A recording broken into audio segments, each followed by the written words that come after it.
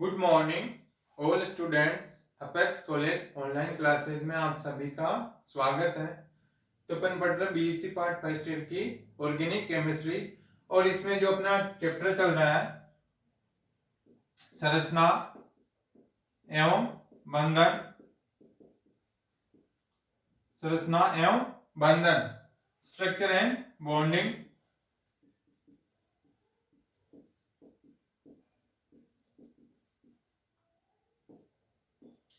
ये अपना चैप्टर चल रहा है संरचना एवं बंधन या स्ट्रक्चर एंड बॉन्डिंग। और इसमें अपना टॉपिक चल रहा है एरोमेटिकता,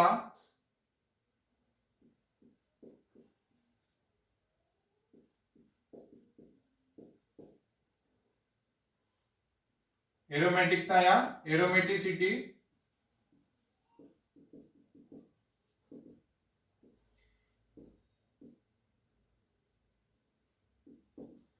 एरोमेटिकता या एरोमेटिसिटी जो अपना ही है इसमें टॉपिक चल रहा है। अब क्या है एरोमेटिकता, जिसमें क्या होंगे एरोमेटिक गुण होंगे उसको बोलेंगे एरोमेटिसिटी। तो एरोमेटिक गुण अपन ने उसमें भी उसमें चैप्टर में भी पढ़ लिया था जिसमें था एरिन एंड एरोमेटिसिटी चैप्टर में, उसमें पूरा डिटेल पढ़ लिया था। तो यानी एरोमेटिकता क्या होती है, तो जिसमें क्या होनी चाहिए एरोमेटिक गुण प्रेजेंट होनी चाहिए। तो गुण गुण कौन कौन से होते हैं जिसके कारण से क्या हो जाएंगे वो एरोमेटिक कंपाउंड होंगे। यानी एक तो क्या होनी चाहिए जो कंपाउंड है वो यौगिक क्या होनी चाहिए, यौगिक समतल होना चाहिए, यौगिक समतलीय होना चाहिए,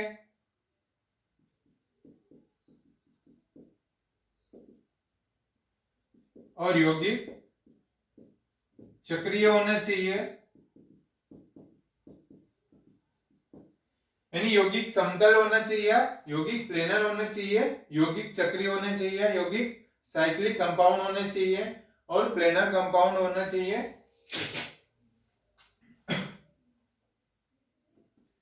और इसमें संयुग्मित युग्मित द्विबंध युक्त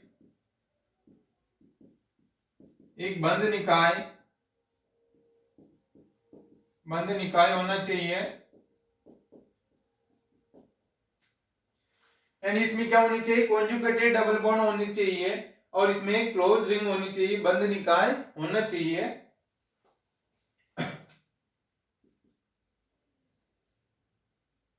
और यौगिक इलेक्ट्रोफिलिक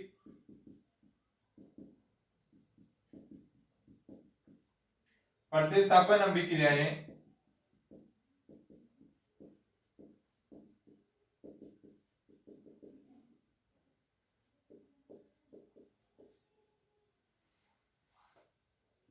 और हक्कल के नियम का पालन करना चाहिए। यानी ये सारे जिसके अंदर ये सारे प्रॉपर्टीज प्रेजेंट होगी वो ही कंपाउंड क्या कहलाएगा, एरोमेटिक कंपाउंड कहलाएगा। यानी कंपाउंड क्या होने चाहिए समतलीय या कंपाउंड प्लेनर होना चाहिए और यौगिक क्या होनी चाहिए चक्रीय या साइक्लिक होना चाहिए। संयुग्मित द्विबंध युक्त एक बंध निकाय होना चाहिए, यानी इसमें कॉन्जुगेटेड डबल बॉन्ड होना चाहिए। यानी एक डबल बॉन्ड होगा और उसके बाद में एक कार्बन छोड़ के वापस अल्टरनेट डबल बॉन्ड होंगे। यानी एक कार्बन है जिसे इस प्रकार के रिंग के अंदर इस प्रकार से डबल बॉन्ड होने चाहिए, यानी एक कार्बन को छोड़ के वापस अगले कार्बन पे वापस क्या होने चाहिए डबल बॉन्ड होना चाहिए। तो कॉन्जुगेटेड डबल बॉन्ड होना चाहिए और वो डबल बॉन्ड क्या होनी चाहिए एक बंध निकाय या एक रिंग होनी चाहिए क्लोज रिंग। और ये जो यौगिक है वो कंपाउंड है ये क्या करेंगे इलेक्ट्रोफिलिक सब्स्टिट्यूशन रिएक्शन जो देता है वो कंपाउंड क्या होगा एरोमेटिक कंपाउंड। और जो हक्कल के नियम का पालन करता हो वो कंपाउंड क्या कहलाएगा एरोमेटिकता या एरोमेटिक। तो हक्कल का नियम क्या होता है 4n + 2 पाई इलेक्ट्रॉन्स,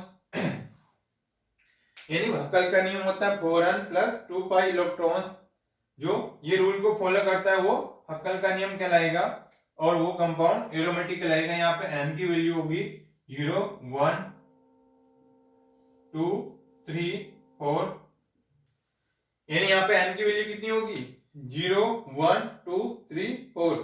इन जैसे इसमें एन की वैल्यू रखते हैं यहाँ पे, तो 4 इंटू एन की वैल्यू कितनी है 0 है, प्लस 2 पाई इलेक्ट्रॉन्स, यानी 4 इंटू 0 0 प्लस 2, तो ये आ जाएंगे 2 पाई इलेक्ट्रॉन्स।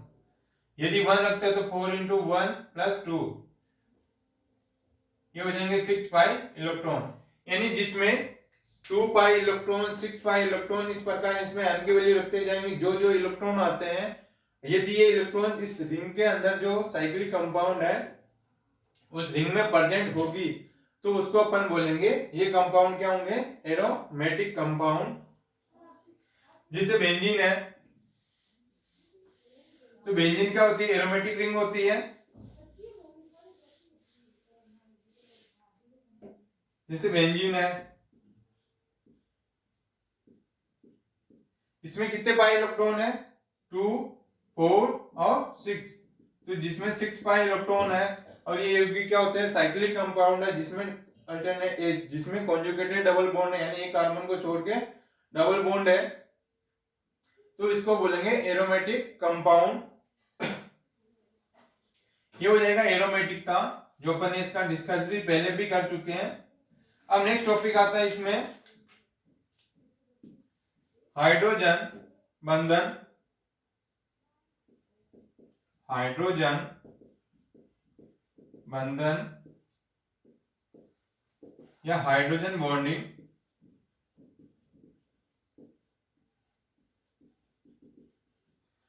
हाइड्रोजन बॉन्डिंग यानी हाइड्रोजन बंध किसे कहते हैं, यानी जिसमें क्या होंगे हाइड्रोजन के साथ में बंध बनाते हो, यानी जब दो ऋण विद्युतीय परमाणु परस्पर हाइड्रोजन परमाणु द्वारा जुड़े हुए हो, यानी जब दो इलेक्ट्रोनेगेटिविटी परमाणु या एटम जो आपस में परस्पर बंध द्वारा जुड़ते हैं उसको अपन क्या बोलेंगे हाइड्रोजन बंधन।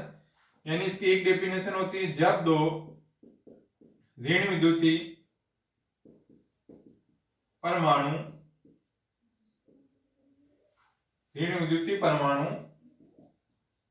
परस्पर हाइड्रोजन बंध द्वारा या हाइड्रोजन परमाणु द्वारा जुड़े हुए हो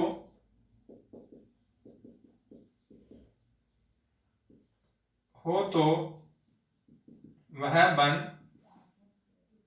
हाइड्रोजन बंध कहलाता है। यानी क्या होगा जब दो इलेक्ट्रोनेगेटिविटी परमाणु क्या होंगे परस्पर हाइड्रोजन बंध द्वारा जुड़े हुए हो तो वह बंध क्या कहलाएगा हाइड्रोजन बंध। यानी जब दो इलेक्ट्रोनेगेटिविटी एटम क्या करेंगे हाइड्रोजन परमाणु के साथ में जुड़े होंगे, एक के साथ एक इलेक्ट्रोनेगेटिविटी परमाणु हाइड्रोजन के साथ में सह संयोजक बंध बनाता है और एक हाइड्रोजन परमाणु के साथ में क्या होगा एक हाइड्रोजन बंध या एक आकर्षण बल द्वारा जुड़ा रहता है, उसको बोलेंगे हाइड्रोजन बंधन। अब आते हैं इसके टाइप्स, हाइड्रोजन बंधन के टाइप्स। तो ये क्या होगा हाइड्रोजन बंधन दो प्रकार के होते हैं, 2 टाइप्स के होते हैं। एक तो हो जाएगा अंतराणु,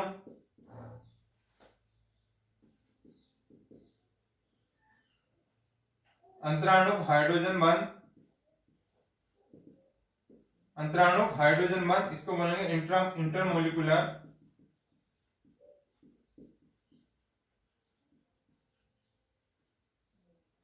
hydrogen bonding, intermolecular hydrogen bond, अंतराणु हाइड्रोजन बॉन्ड। तो ये किसको कहेंगे, यानी जब हाइड्रोजन बॉन्ड दो भिन्न भिन्न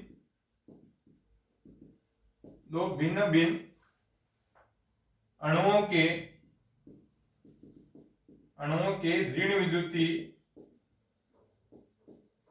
ऋण विद्युतीय परमाणुओं के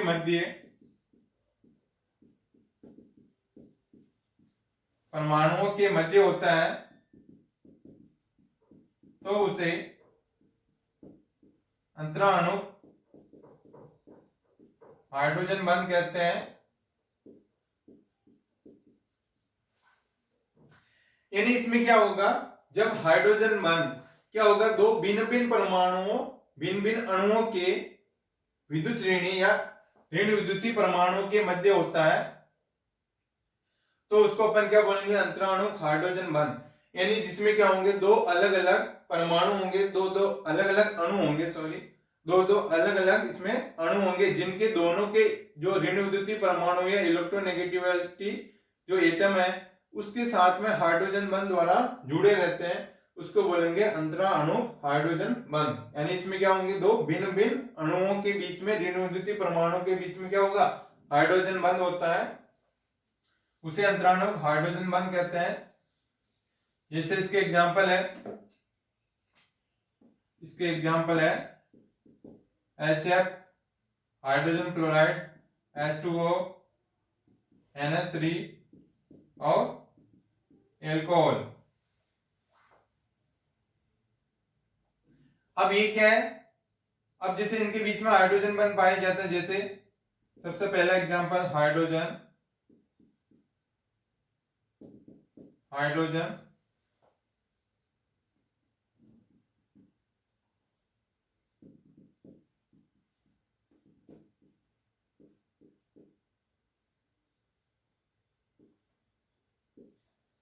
और जैसे इनके सेकंड एग्जांपल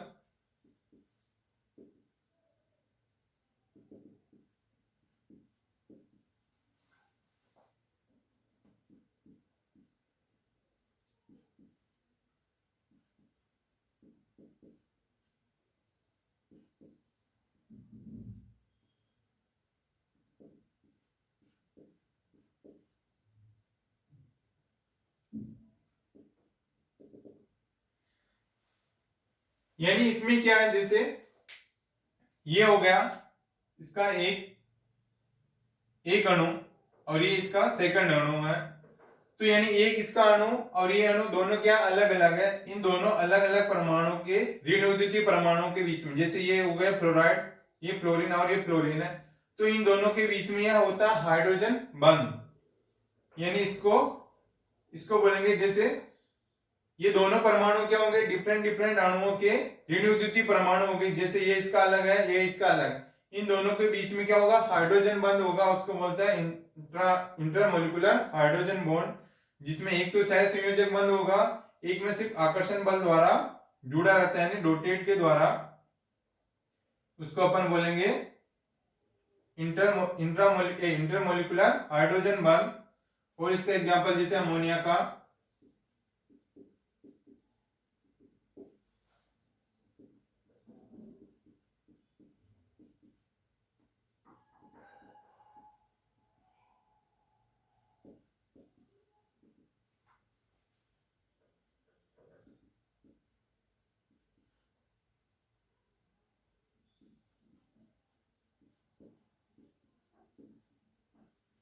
इन जैसे ये वाटर है, तो वाटर का एक फॉर्मूला हो गया H2O, ये अलग होगा, ये अलग अणु हो गया, तो ये अलग और ये अलग अणु हो गया, तो जिसमें क्या हो जाएगा, इसके ऑक्सीजन और इसके ऑक्सीजन दोनों का ऑक्सीजन दोनों के इलेक्ट्रोनेगेटिविटी परमाणु के बीच में यह हाइड्रोजन बंध पाया जाता है, ये ऑक्सीजन इसका अलग, ये इसका अलग है, तो इसके बीच में हाइड्रोजन बंध पाया जाता है, इसको बोलेंगे इंटरमोलिकुलर। जैसे ये अमोनिया है, तो ये अमोनिया हो गया, ये अलग हो गया और ये अलग अमोनिया हो गया, ये इसके इलेक्ट्रोनेगेटिविटी परमाणु नाइट्रोजन, इधर नाइट्रोजन, इसके बीच में ये होता है हाइड्रोजन बंध, इसको बोलेंगे अंतराणु हाइड्रोजन बंध के एग्जांपल है ये।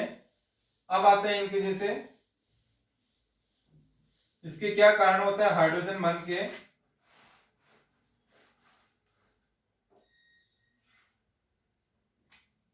तो इसके प्रमुख कारण है, जैसे H2O व H2S की भौतिक अवस्था,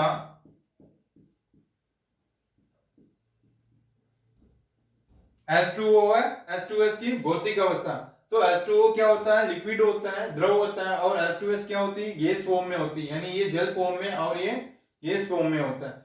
ये जल फॉर्म में क्यों होता है, क्योंकि इसमें क्या होता है, हाइड्रोजन बंध पाया जाता है, तो हाइड्रोजन बंध पाया जाता है, जिसके कारण क्या हो जाएंगे, इसमें इसके परमाणु क्या होंगे, पास पास होंगे, यानी हाइड्रोजन परमाणु के हाइड्रोजन बंध उपस्थित होने के कारण इसमें क्या होंगे, परमाणु पास पास होंगे, जिसके कारण क्या होंगे, वो लिक्विड फॉर्म में होते हैं। और H2S गैस में क्या होगा, इसमें हाइड्रोजन बंध नहीं पाया जाता है।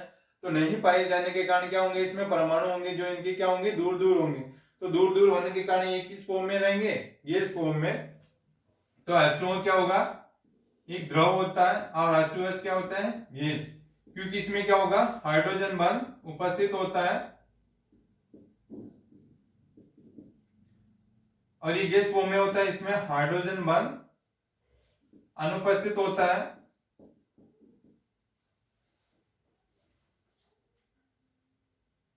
और इसमें क्या होगा, ऑक्सीजन की इलेक्ट्रोनेगेटिविटी ज्यादा होगी सल्फर से, यानी सल्फर से ऑक्सीजन की इलेक्ट्रोनेगेटिविटी ज्यादा होने के कारण इसमें क्या होगा, हाइड्रोजन बंध पाया जाता है, जिसके कारण ये इलेक्ट्रॉन को अपनी ओर खींचे रहते हैं, जिसके कारण क्या हो जाएगा, ये आपस में इनके अणु क्या होंगे, इनके अणु पास पास होते हैं, इनके अणु पास पास होंगे, अणु पास पास होते हैं, इसमें अणु दूर दूर होते हैं,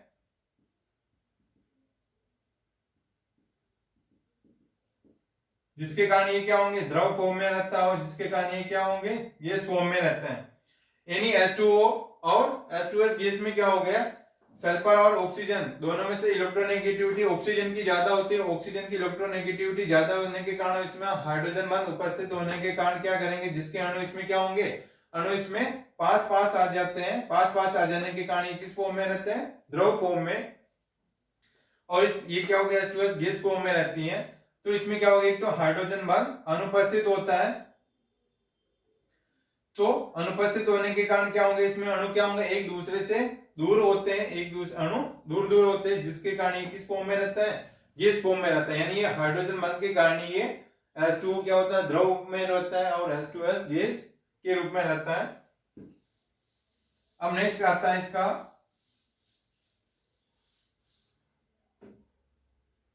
बर्फ का घनत्व है। बर्फ का घनत्व पानी से कम होता है, यानी क्या होगी, बर्फ की डेंसिटी या आइस की डेंसिटी क्या होगी, वाटर से कम होती है, यानी बर्फ का घनत्व क्या होगा, पानी से कम होता है। इसीलिए क्या होती है, बर्फ पानी के ऊपर आसानी से तैरती रहती है। तो इसमें क्या होगा, इस बर्फ में जैसे ये ऑक्सीजन हो गया, हाइड्रोजन, हाइड्रोजन, हाइड्रोजन,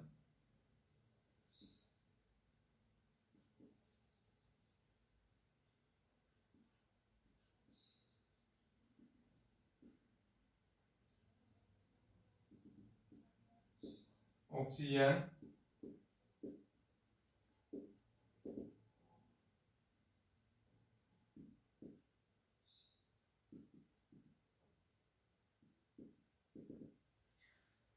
तो ये होती है बर्फ की चतुष्फलकीय संरचना।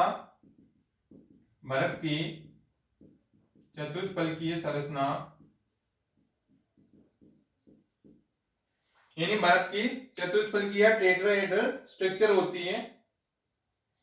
यानी इसमें क्या होगा, बर्फ जब बर्फ जमता है तो बर्फ में क्या हो जाएगा, इसमें इस प्रकार से इनकी संरचना बनती है, यानी इस प्रकार से जमता है कि इस प्रकार से इनके ये संरचना बनती है कि ऑक्सीजन परमाणु के चारों तरफ क्या हो जाएंगे, यानी चार इसमें हाइड्रोजन जुड़े, इस प्रकार से जुड़े रहते हैं कि दो हाइड्रोजन परमाणु क्या होते हैं, सह संयोजक बंध द्वारा जुड़ी रहती हैं, और दो हाइड्रोजन परमाणु क्या हो गए, आकर्षण बल द्वारा जुड़ी रहती हैं, जिसके कारण क्या हो गए, इस प्रकार से जुड़ी रहते हैं कि इसमें क्या हो गया, एक पिंजरेनुमा संरचना बन जाती है।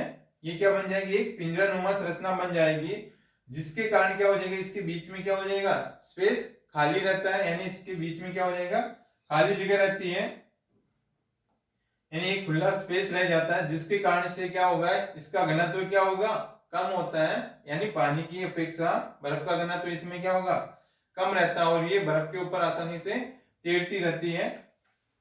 ये इसका प्रमुख कारण है, क्योंकि इसकी संरचना कैसे बनती है, बर्फ की टेट्राहेड्रल स्ट्रक्चर बनती है, तो ये बन जाएगी, इसमें क्या होगा, खाली स्पेस रहता है, इस प्रकार से इसका डेंसिटी वाटर की तुलना में कम रहती है। अब नेक्स्ट आता है एसिटिक अम्ल का अणुभार। एसिटिक अम्ल का अणुभार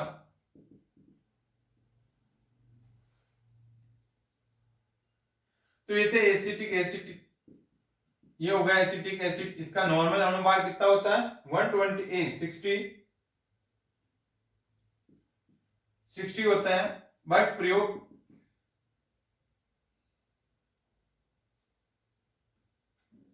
प्रयोग द्वारा इसमें आता है 120, क्योंकि क्या हो जाएंगे इसमें भी हाइड्रोजन बॉन्ड पाए जाते हैं।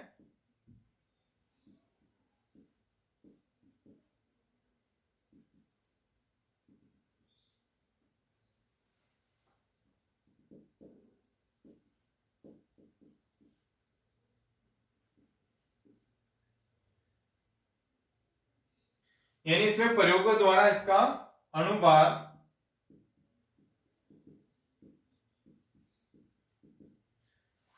तो ये क्या होती है, द्विलक संरचना बनती है,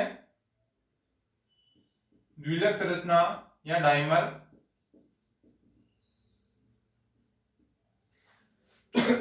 यानी एसिटिक एसिड का क्या होगा, इसका अणुभार होता है या मोलिकुलर वेट होता है 60, बट क्या होता है जब प्रयोगों द्वारा इसका मोलिकुलर वेट कितना आता है 120, क्योंकि क्या होता है इसमें हाइड्रोजन बॉन्डिंग, यानी दो परमाणुओं के बीच में क्या हो जाएंगे, इसमें हाइड्रोजन बॉन्ड पाया जाता है, तो जिसके कारण क्या होगी इसमें डाइमर स्ट्रक्चर बनती है, ड्यूमर या द्विलक या डाइमर स्ट्रक्चर बनती है, डाइमर बनता है, जिसके कारण इसका मोलिकुलर वेट क्या हो जाएगा, दुगना हो जाएगा, और प्रयोगों द्वारा इसमें इसका कितना आता है 120 120 मोलिकुलर वेट आता है, क्योंकि इसमें हाइड्रोजन बंध पाया जाता है। ये हो गया अंतरा अणु। अब नेक्स्ट आता है इसमें नेक्स्ट टाइप आता है अंतः अणु। अंतः अणु हाइड्रोजन बंध, इसको बोलेंगे इंट्रा,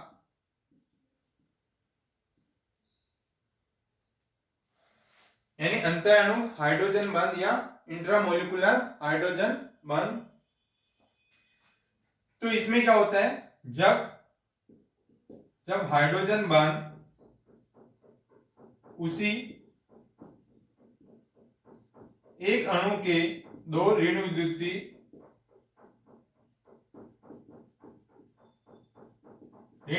परमाणुओं के मध्य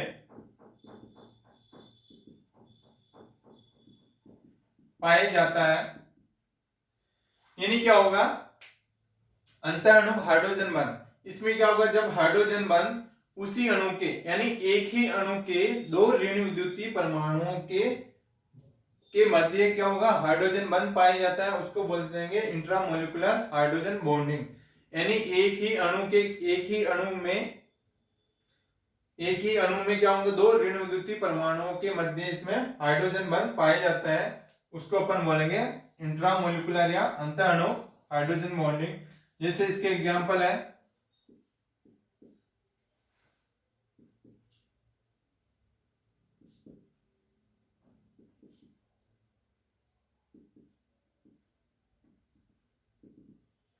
ये हो जाएगा एक ही परमाणु हो गया, ये हो जाएगा ऑर्थोनाइट्रोपिनॉल, यानी ऑर्थोनाइट्रोपिनॉल है, और ये क्या है, एक ही परमाणु है, जिसके बीच में क्या हो जाएंगे, दो इलेक्ट्रोनेगेटिविटी परमाणु हो गए, ये ऑक्सीजन है, और इसके बीच में ये पाया जाता है हाइड्रोजन बंध, एक सहसंयोजक बंध, एक आकर्षण बल द्वारा, इस प्रकार दोनों ऋण विद्युतीय परमाणु के बीच में हाइड्रोजन बंध पाया जाता है एक ही अणु में, उसको बोलेंगे अंतः अणु हाइड्रोजन बंध। और एग्जांपल जैसे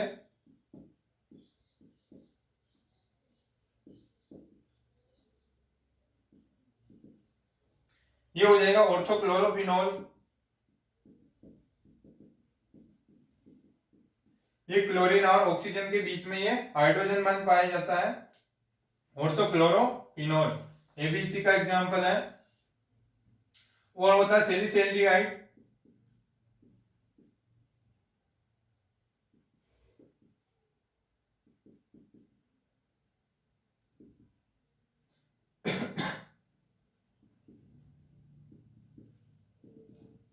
ये हो जाएगा सेलिसेलिया, जिसमें 2 ऑक्सीजन के परमाणु यानी एक की दो ऋण विद्युतीय परमाणु के बीच में हाइड्रोजन बंध पाया जाता है। ये होता है सेलेरिहाइड। और सेलिसिलिक एसिड,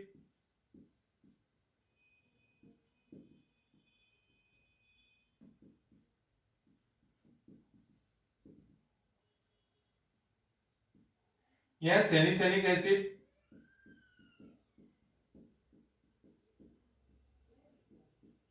इस प्रकार से यानी क्या हो जाएंगे, एक ही परमाणु के 2 ऋण विद्युतीय परमाणु के बीच में हाइड्रोजन बंध पाया जाता है, उसको बोलेंगे अंतःअणु हाइड्रोजन बंध या इंट्रामोलिकुलर हाइड्रोजन बॉन्डिंग। और ये अपना टॉपिक भी क्या है, कंप्लीट है। और न्यू चैप्टर अपन नेक्स्ट क्लास में इसका डिस्कस करेंगे। ओके।